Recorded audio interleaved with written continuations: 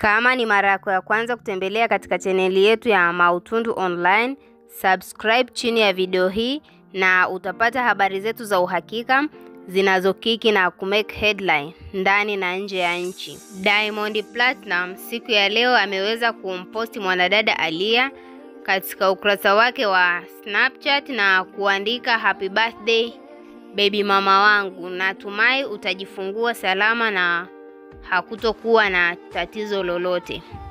Hii imepelekea mwanadada Zuchu kuiona ile posti na kumfuata Diamond Platinum na kumuuliza imekuwaje, kwani walikwisha solve hii kesi ya Aaliyah na Diamond na iliisha vizuri. Ikaonekana kwamba hakuna mahusiano ya kimapenzi, ni mahusiano tu ya kazi kama mtu na bosi wake.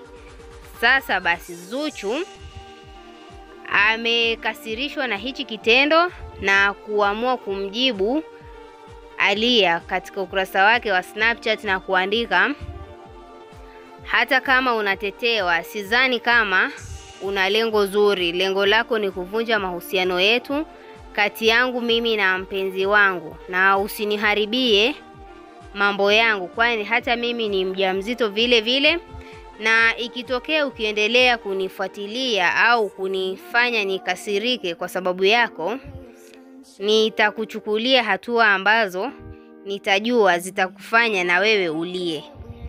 Hayo yalikuwa ni majibu ya mwanadada Zuchu kwenda kwa mwanadada Aaliyah.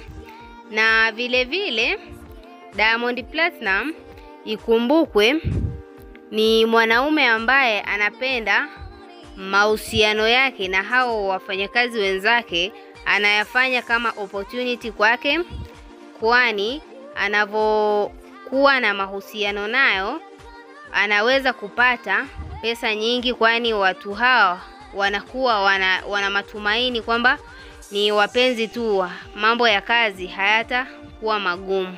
Sakata hili sijui Diamond Platinum kwa sasa hivi ataenda kulisolve vipi kwa mwanadada Zuchu, kwani aliweza kumwahidi kwamba hana mahusiano mengine na hayata kuwepo mahusiano mengine mpaka siku ya ndoa yao, ambayo ndoa yao waliweza kutarajia kufunga mwezi ujao, na alimwahidi hivyo Zuchu. Sasa hakuna anayejua itakuwaje kabla ya birthday na baada ya birthday.